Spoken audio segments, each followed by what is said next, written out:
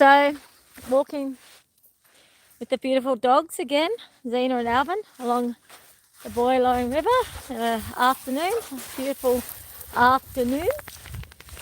Had quite a big day, and I'm very, very, very happy that I was able to get down to the river before it became nighttime or dark, because Zena's already gone for a swim like she always does, and then she rolls in the sand.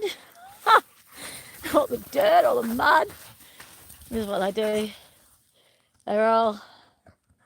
Oh, she likes to roll. I hear it's sandy, so that's nice. But there's other parts that are muddy. Well, not muddy, dirt. Anyways, they're having fun. Happy to get down here before it gets too cold. I actually have a t-shirt on. I have a singlet on underneath, but I thought that I would be warm enough. It's interesting, even though the sun's out, there's a bit of a... If you're directly under the sun, it's really hot, a bit hot, but the minute you go in the shade, which I'm in now, by the water, I don't know why, but it's colder here. So I'm actually got goosebumps, a little bit cold. Can't pick it sometimes. Yesterday what I was wearing I was too hot, got too hot. Anyways, had a very interesting conversation with a friend of mine last night. Had a beautiful hot bath, magnesium hot bath, and I was happy to have this long conversation with a friend whilst I was in the bath. And I found it quite, I was trying to encourage her to relax with where she was at too. And basically, she had her head in her hands. When I rang her, and by the end of the conversation, she said, I feel so much better. I said, I can actually hear it in your voice. It's amazing. I didn't say, I actually can. I said, I can hear it in your voice. It was really beautiful. Could completely hear the difference. We had this big conversation that I have come to this understanding of different areas and levels of depression, suicidality, and what if and when someone's at risk. This person I was talking to is not at risk. We're talking about someone else. But she's directly involved with this other person, and there's elements to this dynamic that she's finding overwhelming, because it is. It is. Because I think when people get really depressed and they get to that point where life's too hard to live, they've gone out of love, self-love, love for life, love for the moment. They've gone into such a deep space of pain, and the pain becomes that the people start to identify with the pain. This is from stories I've heard, like first-hand account stories of other people, articles I've read, seminars I've gone to, experiences that other people have passed on to me that I've heard from someone else, and my own personal experience. So, yeah, there's all these different levels that creates for people to get in such a place of pain that life just becomes a non-gift. And it's really interesting, everyone, because I can't remember when it was now. I think it was 1 or 2 weeks ago. This time last year, I slumped into.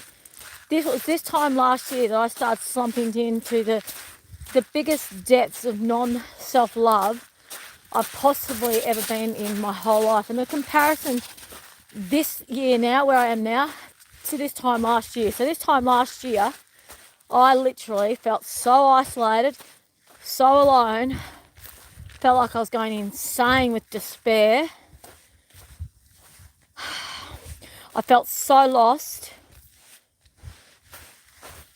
I didn't know who to reach out to, who to talk to.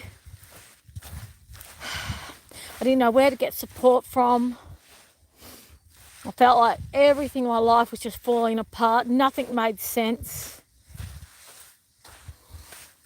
I felt like what was supposed to be the happiest time of my life, because, you know, in my beautiful, how I'm with my beautiful husband, with this beautiful new life, and yeah, it all went the opposite. It became a hellhole. It became the most hellish experience I've ever had in my life, which is what I've shared with you all in many of my previous YouTube lives and in my Facebook lives, was actually the twin flame, the dark, the shadows being healed, the twin flame activation. So upon twin flames connecting in union and creating a physical union in 3D, brought up, activated the shadows, the deep trauma, the deep trauma shadows that needed to be healed. So, you know, both of us had our own different hell journeys that were going on. And my beautiful love, his was that he felt inadequate, he felt like it was all beyond, he couldn't cope, he withdrew from life. I was trying too hard. I took up the full burden of everything and thought I had to do everything. Wasn't requesting that we, well, I actually did. I requested that we had a holiday and we did some time out, but he was so withdrawn from life at that point because of so many different issues, mostly to do with he felt like life was too hard and too big, and took the big leap of faith to live a dream, and then realised it involves stepping out of comfort zone, really stepping up into an area I've never experienced before. This is scary stuff. Oh dear. And back then I was unaware of the activation of twin flame journeys. Now I'm really aware of it. I just thought it was his potential undiagnosed autism. I thought it was just the change.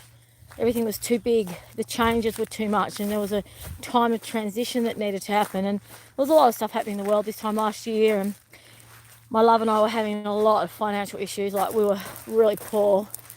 We were so poor. We were struggling a lot. Everything was so hard. There was a lot going on. So I misunderstood his withdrawing, thinking that it would be something that could help over time. I didn't think heal over time. I didn't think we need counselling over it, but maybe we should have. I don't know. But what I do know is that I became more and more isolated. I took on more and more of the burden. I got more and more crippled in my body. I wasn't self-loving myself.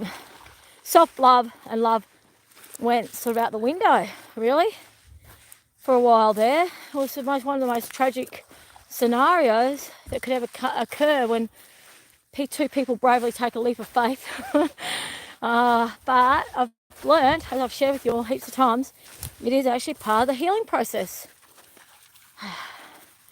So this time last year compared to now, I'm almost a different person. It's amazing. I was listening to this article today, and it was talking about the fundamental changes that happen when people shed and release. I had a lot of memories came up this time last year. Wet. This time last year, a lot of memories came up. A lot of infantile memories came up. That was huge. I went, oh gosh, I didn't know it was that far back. We're talking about infantile baby. And when I reached out for help from the system, I was severely let down, severely not looked after. And that obviously triggered more abandonment issues, more self-love issues, self-worth issues, rah. This is all being discussed to the nth degree on this channel. I realise all of it's perfect. Everything that's happened was for my training. Everything that's happened has literally been, it's actually completely perfect. It's got me to where I am now. My understanding of certain topics, the shedding, the releasing of what's happened within me, who I am now, how I view life, how I see life, how I respond to life, how I feel about myself, how I respond to myself. I have actually leveled up to self-love. I've leveled up to a place of self-love and self-worth that was never there before. And all this whole process, everything that's happened has honed me, trained me, shaped me to be that. And that's why I'm now hearing other stories from others, from this perspective of what I've gone through and how I've got to where I am. And now I actually get and understand. I've had a lot of people in my life who've been speaking to me from how I was before, from a space of how I am now. So they were speaking to me from a heightened, enlightened, aware, self-love space, and they were communicating with me all sorts of topics and information and viewpoints and mindsets and strategies and techniques and blah blah blah, ethoses, rah, from a place of self-love and from a place of the universal abundance of all. And I found it so hard to really comprehend. I wanted to, and I was seeking, always seeking to get to that place where some of these really amazing people in my life were at. And they were saying small things like it's just a simple switch in the brain. And I kept going, oh, but really, I realised that's not the brain, it's the heart. A simple switch. And one of the ways that I really was able to get to this place of getting to a stance of heart and self-love, and no matter what's happening around me, no matter what experience I'm going through, I've got this protection bubble of love and worth. It's realizing that if my heart is hurting, not if my heart's hurting, if my heart's tense and hard, if my heart's hardened, then I've fallen out of a stance of heart. There we go, Lizina. I've fallen out of a stance of heart. If my heart feels hard, and this is something I'm finding hard to explain what that means, but I'm sure many of you know what I mean. So I'm not talking about the pain of heartbreak. I'm talking about you can feel your heart's heart. So the heart feels cold a bit, and the thoughts are those of revenge, regret, ruminating about what you want to say to someone who's done something terrible to you. Focusing too much on what the other person has said or done, or a group has said or done, or a situation in the world that's making us feel jaded, angry, whatever. But that feeling of actually going into a hard, heavy sort of reaction, sort of wanting to attack, wanting to hurt, wanting to,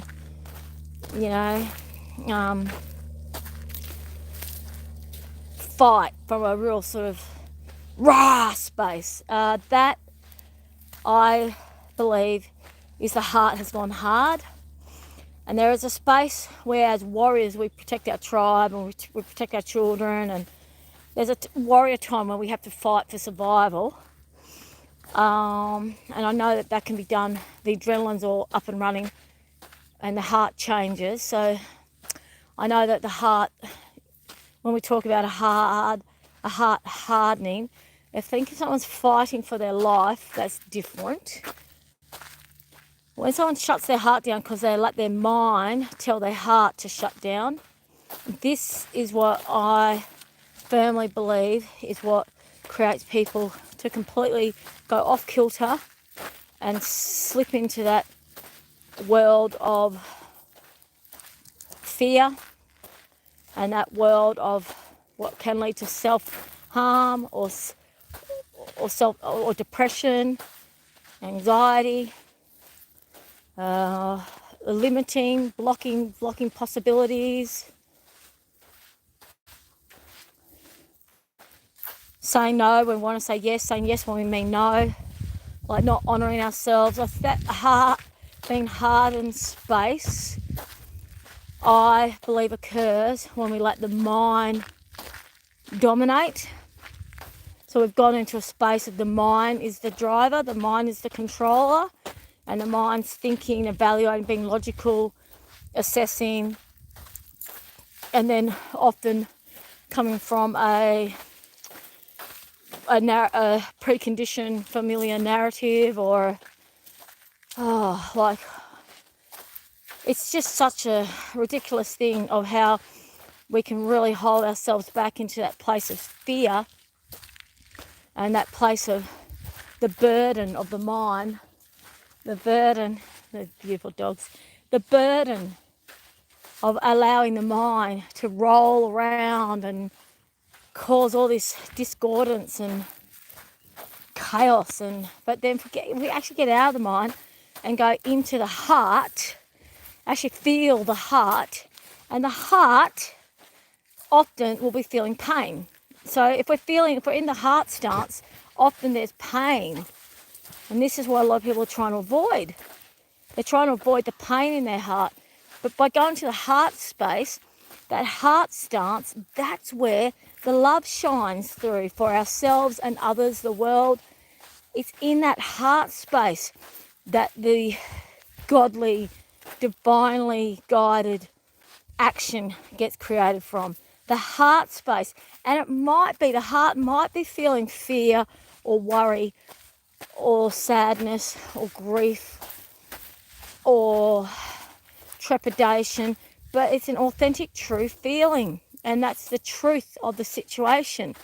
And from that, an amazingly self-loving, self-caring, self-responsible, self-accountable, self-present, like being present in the moment, self-aware of one's place in the world and what's really happening. Thus, from that heart stance, that true love space, love of life, love of self, love of others, love of God, from that heart stance. So it can be in the most deepest of grief, a heart stance of grief, that one is actually in a place of love for oneself, for others, for the world. And then from that, one then can hear the messages from God, can see the signs that the world presenting to us, the nature world. See the messages that are getting presented to us. Because we're present, we're in the moment, we're actually in our body, we're in our heart stance, we're in our space of love. This is really interesting. And then once the mind starts kicking in, it starts trying to logicalize things and,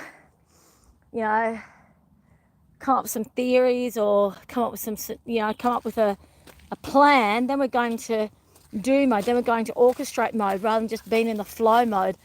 When we're in the heart space, the heart stance, and from that place of love of self and life within the truth of our heart, it's at that time that we're actually being guided by God and listening to the guidance from God. So that's something that I've been sharing a lot with various people lately, and thought I'd share it on this YouTube today. And it's going to get better refined. I mean, other people have written on this and discussed this. I was actually listening to other people discuss this topic in a slightly different paradigm. They were discussing it from a slightly different.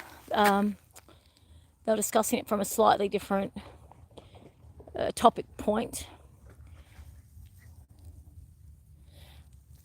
But however, when I was listening to it, it resonated with me so strongly, and I thought, yeah, the heart space doesn't always feel good. Far from it. The heart space is the truth. It's the truth. So it's actually the truth of what we're feeling at the time. So I'll go back to something that I discussed on one of my very first YouTube shows. And I said the truth needs to be, I learnt I must speak the truth. So back then I wasn't always speaking the truth. I was often silencing myself. I wasn't coming from a place of pure self-love at all. I was overthinking things, trying to do too much. I took on too much of a burden. I thought I was responsible for everything. Pretty much everything. I thought if I didn't do it, it wasn't going to happen. I thought there was so much to do, and I was feeling so overwhelmed, and couldn't cope, and everything in me was freaking out, and I just wanted to relax. I just wanted a break. I just needed some time out, but I wasn't creating that. I wasn't doing that for myself. I wasn't in a place of self-love. I wasn't actually in my heart enough to identify just how important that rest was for me at that time. And I wasn't coming from a place of trust in divine guidance and divine protection, that everything would be okay, that I didn't have to do it all, that I just had to work with the flow, work with the guidance, and that everything would be okay. So this is what I've learned, like 1 year later, but also 5 or 6 months later, because I remember early December, I was getting into a swing of doing a lot around the house from a place of real joy. But underneath, I knew that my husband and I needed to resolve his birth of origin family issues. I knew that we still hadn't healed or dealt with anything from, we'd had this situation occur in June this time last year, which was a outcome of my body and my mind breaking down. I completely had a nervous break. My body and my mind just broke completely. I just broke. It was never It was never labelled as a nervous breakdown, because I was so discarded and not supported and not looked after by the mental health system and the medical health system, that the only help I got, I was in St. John of God's for 3 days, and the only help I got was a psychologist who saw me on his lunch break the day before I got discharged, because he read on the papers I was there, and he read on my records, and he couldn't believe that I was being discharged the following day. He was not allocated to me. He sought me out in his lunch break, and he had tears in his eyes. He was just devastated that I was slipping through the cracks, and he identified that I was someone who's been slipping through the cracks from the very beginning, always. Zena, Alvin, come on. So from 20 years earlier, I had a situation occur, and back then there was a lot of help that could have been presented, and it wasn't. And so he was identifying all of this information and realised, again, she's going to not get the help that she deserves and needs. Come on, Zena, Alvin. I can't whistle today. So he was amazing. Thank you, darling. Woohoo! Yeah. So he was amazing, and he came to me. He saw me for half an hour, and then he said, I really got to go because now I've got my booked-in client. So he got off his lunch break for me. So please do not let them discharge you tomorrow until I see you. I'm going to print out a heap of information for you and give it to you in the morning. So he gave me all this information the following day, and he begged me to not let the system get me down, and he begged me to really believe that I'm worthy of support and care and love. And I've never forgotten him. I've actually forgotten his name, which is sad, but I was heavily drugged out. But it was just an interesting experience to have that all happen last year, to reach out for help and support, to be so broken on a physical level and a mental level. And I got there because I wasn't in a heart space, and I wasn't in a self-love space. And it's this whole year of so many different things have happened. So many different things have happened, because that particular time resulted in being left for dead, completely left for dead. And that's the vision that I was going to share with you all about when God kept me alive. And I've been meaning to share it with you all for a very, very, very long time. But basically, it was a freezing cold day. I had no money, no food. I had a tiny bit of wood that I got on I got the wood from, at this point, I've got all the dates written down, I've got everything written down. I got a small load of wood on a loan from the local Lloyd's. I let them know my situation. I had no heating for the house, and I just said, look, rah, rah. And she brought me a load of wood that she gave me a couple of months to pay her back. The bottom line is, the house was cold, no food, no petrol, no phone. I'd had my phone disconnected. I used to have a phone in my own name, but then I was told, oh, let's put our accounts together. And then the first thing that this person did was shut my phone account down, and he went and got a whole new phone or something, and he just assumed I'd be able to get a new phone, even though I was stuck in the middle of the bush with no petrol and no money. So I don't know what made him think I could just get a phone. But anyways, I had no one could ring me. I had just left St. John of God's. All these services I had access to, I couldn't ring them. No one could ring me. I'm out in the backyard and I just collapsed. I completely collapsed. It was a really cold day. Hypothermia was kicking in, and I was like, the animals, the first thing, I had a dog and a cat at that time. I thought, well, the first thing they can do if they're really hungry is eat my body, and then hopefully they'll cry loud enough that someone will hear them and help them out. So I just laid there knowing that the hypothermia would kill me. And as I'm laying there, it's a very profound experience. I've shared it in quite a lot of detail to a couple of people, but not many. I'll just synopsize it here, but it was a really profound experience. So I knew I was dying. It was a definite guaranteed death. I knew my animals were going to be okay. Well, I just trusted that someone was going to hear them. I just trusted that they were going to be looked after somehow.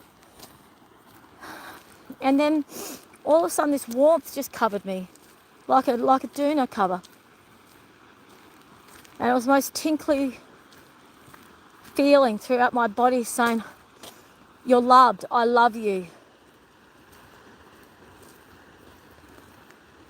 I might cry, sorry. I hope I don't. I mean, it doesn't matter if I do. But the feeling was just, I love you, I love you, I love you. But it was like I had a doona put on top of me, and all of a sudden I stopped freezing. I stopped being cold. I stopped shaking. All of a sudden I started getting warm. I'm out there freezing cold. Here I'm going hypothermia, and then all of a sudden it's like I'm in a snuggly bed. And I'm like, oh, wow, okay. So I'm laying down to this snuggly ethereal doona, and then I get this message, you need to get up now. You need to get up. And I was like, I can't, because my body, all my limbs were really, they were just completely rigid and frozen. And I literally had my body lifted up. I didn't lift myself up. I was not able to lift myself up. I literally got lifted up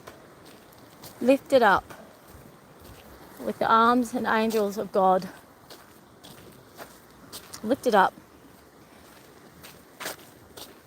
When I was a bit lifted up and I was standing there, I was all wobbly on my legs and stuff, then I had this gentle push. But I felt like I was being protected with ballots. But there was this gentle push, and it pushed me inside, and I flopped on my bed. And that is what I tell people was when I truly surrendered to God, because I've had lots of experiences with God. I've had a relationship with God my whole life, but I never called God God, or very rarely. Like I didn't want to get caught up in any of the religious fever. I was one of these people that thought Christians were sheep and the Bible was a dead book that was... I've spoken about all this so many times before, but this is the devil. The devil does that deliberately to deter people from the Bible and to deter people from God, because the Bible itself is a living book and it's absolutely amazing. The Bible is an endless book that will never... It's just alive. It is one of the most alive, most amazing books that I've ever read in my life, and I've read hundreds of books. I love reading, I love learning. And so yeah, all of a sudden, because I'd gone to many churches throughout my life just to see if they would resonate. I just wanted to see if a church could help me with my relationship with my idea of God, which is abundant source of all, or Father in the sky. I found a lot of churches I just didn't feel like the ethos was in the right place. There's this one church I used to go to, the Anglican Church in Mount Lawley, and I loved it, beautiful old building. But they said to me, because back then I used to club a lot, and a lot of my friends were gay, and I firmly believed that being gay is completely fine. And I myself was bi back then. Like, I've had, many, many, many lovers in my life. And it was about the person. It didn't matter whether they were male or female. It was about whether I was attracted to their energy. And they basically said to me, no, because when the gay equality marriage vote was happening, and they did this big prayer to the whole congregation about, and let the government see sense and rah, rah, rah, rah. Alvin, get away from there now. I'm so sorry. Some irky person has actually pooed in the grass. I hate it when humans do that. If he didn't roll in it, thank the Lord.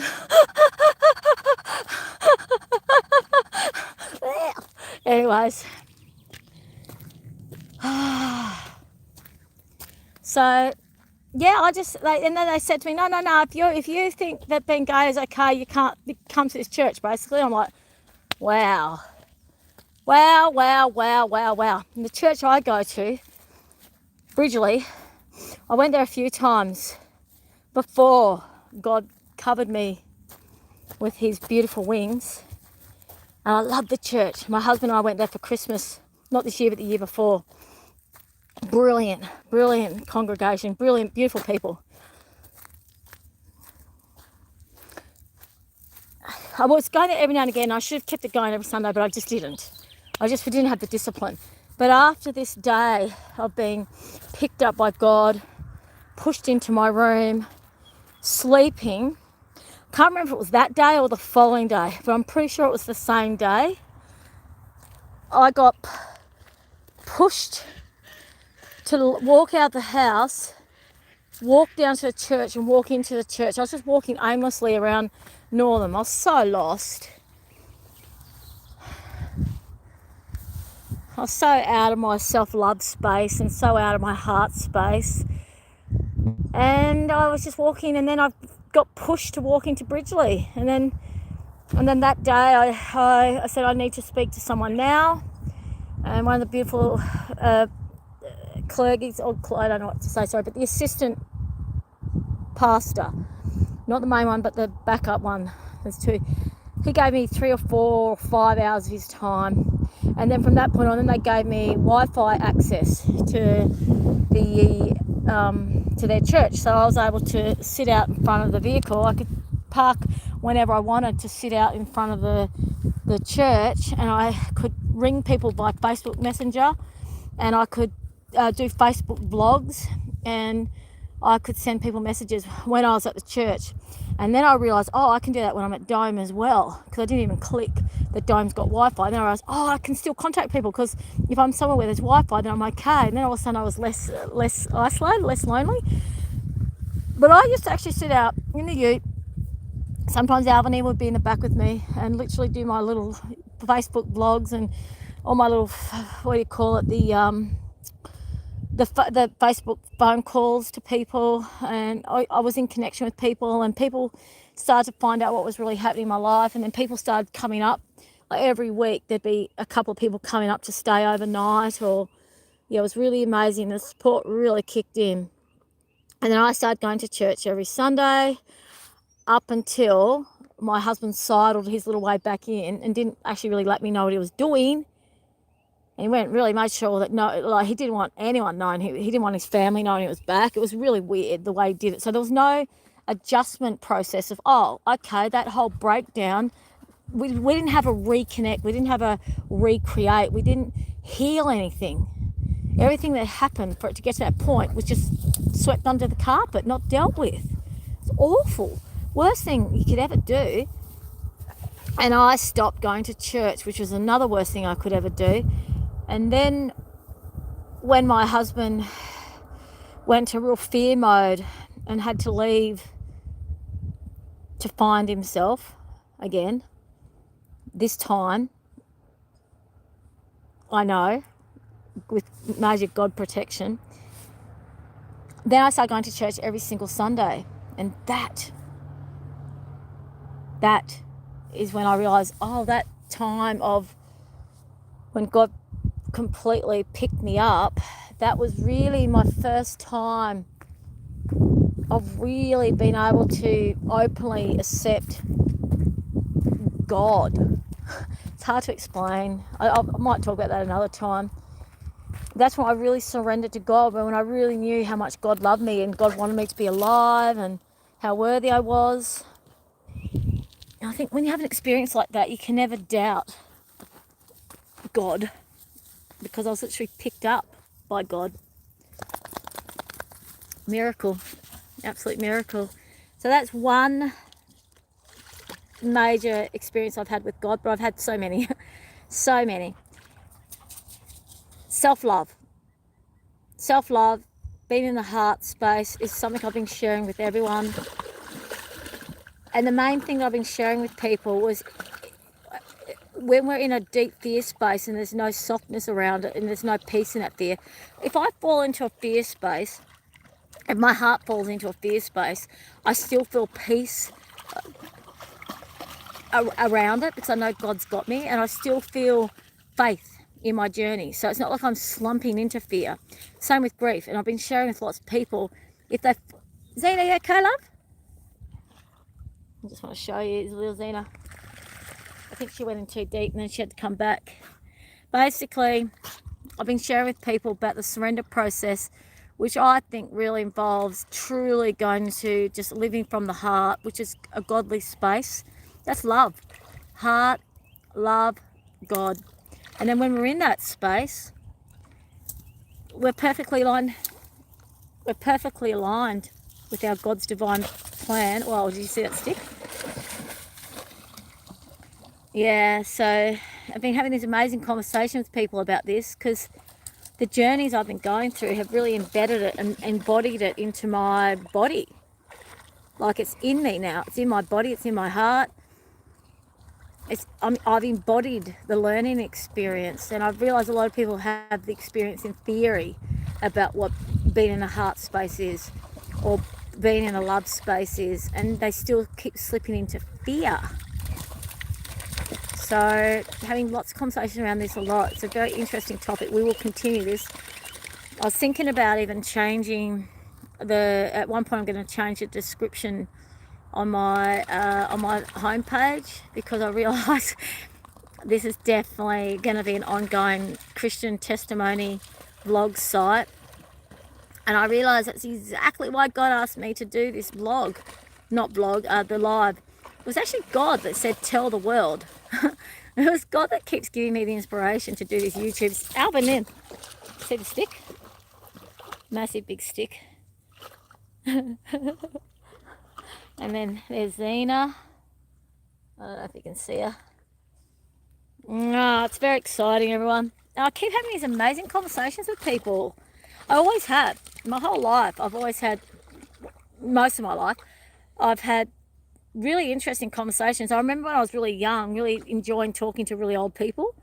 And they used to say, you're such an inquisitive little child. I always wanted to learn. And I was really always open to having those big D&Ms. And as I got older, I got really sick of being around superficial people. It's one of the reasons why I stopped clubbing, actually. And yeah, and then one of the reasons why I thought, I'd rather be alone than around superficial people. One of the reasons why I thought, Zena's doing something very interesting. She's going backwards in a I'll see if I'll turn it around. She's going backwards for some reason. No, she's not doing it now. No, it's all right. Yeah, it's an interesting topic. Embodying self-love is something you can't use words. I don't know. I've got all these people in my life that I know who they want to get where I am. They want to feel this peace that I have, and I'm doing my best to help them work it out. And all I can keep saying is it's surrendering to God. It's like when we surrender our life to God. Nah, don't you dare! Don't you dare shake on me. When as I said, when I have a fear space or a grief space or a mild panic attack, I just release it to God immediately. But whilst it's happening, I already feel peace and safe. I literally have surrendered my life to God. I feel like I'm such a child of God. I feel so protected by God, and that's what I've been saying to people. It's that me knowing, and they go, yeah, I know God's protecting me. I said, but if you really knew, then you wouldn't go into fear like the way they share me all sorts of things they're going through, all sorts of things, and they are literally in the fear space. They're in the burden of the mind space. They're not in the heart stance. Cool. They're not in the heart stance. They've been a bit. Watch this. Ah! They've been a bit. Oh! They're just playing, but it's full on, isn't it? It's hard to know sometimes whether they're fighting. They're not. They love each other. Gentle, and they're smiling. It's really funny. Dogs are so funny sometimes. You should see them on the couch, the daybed. They snuggle up, and the cat as well. They all love each other so much. It's really beautiful. Such a beautiful family. Really beautiful family. Yeah. So yeah, it's interesting, this feeling this sense of space. I don't know what words how to get it through. Even people I'm speaking to face to face, yeah, I'm under God's protection. I'm going, all right, but the way you're feeling it is different to the way I'm feeling it. Like, I'm actually feeling peace within God's protection. Like, something could be terrible. I could be completely broken. I could be humbled to my knees. I could be I could be in the worst space. Like, I could be barely able to breathe, can't hardly eat, barely can move my body, that in that much grief over what's going on, and yet I have complete faith in God's journey for me, and that what I'm going through is perfect, that everything is perfect, that it's godly divine, and it's all perfect. And this is what I'm saying to my friends, and saying to on the YouTube channel, this is the switch. This is the switch. So when I'm in my heart stance, I'm feeling like I've always been this person that be happy to feel my feelings. I've always thought I'm going to feel my feelings, work through them, acknowledge them, heal them, release them. So that's one of the reasons why I've been able to heal so much of my trauma, so much of the horrifying things that have occurred to me. I've been able to do a lot of legit anatomical, physiological healing on it, because I would feel the feeling in full acknowledgement, not using drugs, not using movies, not using chocolate, not being a workaholic or a gymaholic, or when I was in a really hardcore space, I would walk, but I would actually stay away from certain environments that I knew would distract me. I wouldn't go somewhere that would distract me from my feeling. I would actually feel the feeling to the full depth, and that's why I've had so many dark nights of the soul. And I found out the other day that dark nights of the soul is the purging of the ego. So all that we are not, all that we're I'm nowhere near as eloquent as these people I've been listening to. All that we are not, that we created for ourselves, we believed ourselves to be, the narratives, the conditioning, the boundaries, the fitting in, the belonging, all that sort of stuff. When that doesn't align with our soul, it causes soul sickness. And when we have soul sickness, we have deep grief. So if our true aligned being is not aligned with what our body and mind is doing, then we have this purging, which is an ego death. So for the body, it feels like death, and you spend the whole night crying or even vomiting, restless, you can't move, it's agony, your body's burning up, like you feel like you're on fire, everything's hurting, aching, burning hot, brain feels like it's going to explode. And then there's this sense of deep peace that comes from that, because something else was released, and then we've actually released that part of we've done more undoing, and that's what helps allow us to become more authentic within our body. So I've done many years of this work, which is one of the reasons why I feel like I've got such a strong sense of self and a strong sense of identity. And then the next level was to really get to that true deep place of self-worth and self-love, and of being so divinely, godly protected and loved.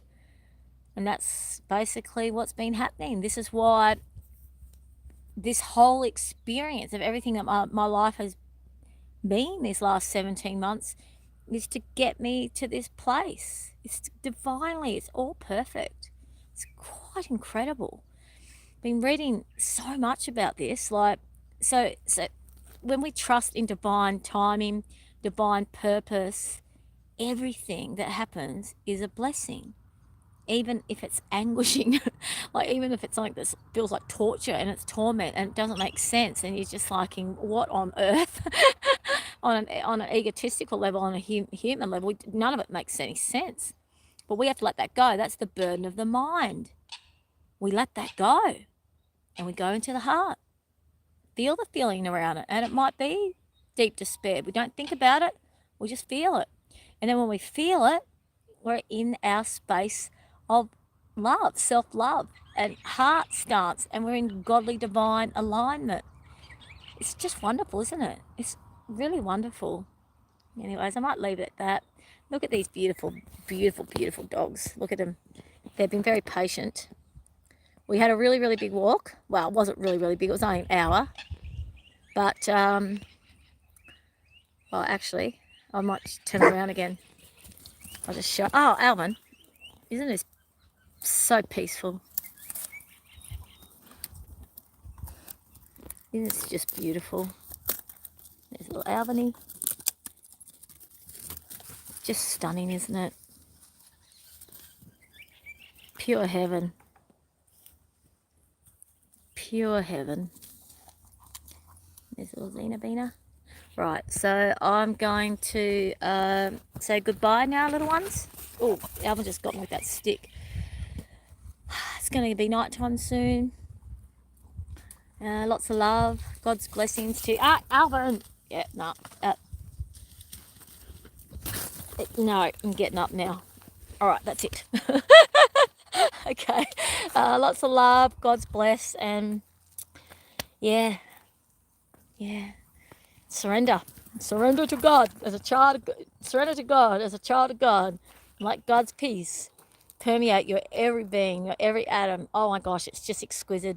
Trust me, it's exquisite. I still don't know where my journey is going. I don't know what the outcome of all of this is. I could right now, if I told you the truth about how my heart feels, I could list all these words that sound like I'm in despair, or I'm grieving, or blah blah blah blah blah.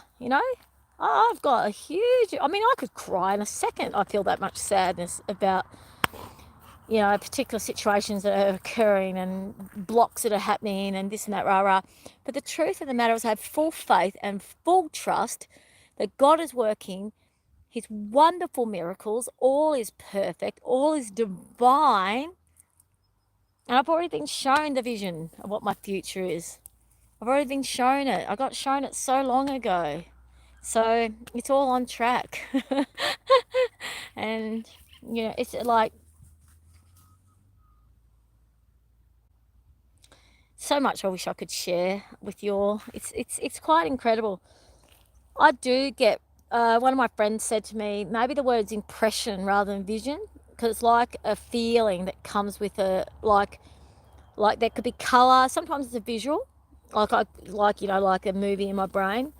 Often it's a big feeling in my body that comes with like a paragraph of thought. So it's not like I necessarily hear the words. Sometimes I do, but often it's just I hear the thoughts of the feeling.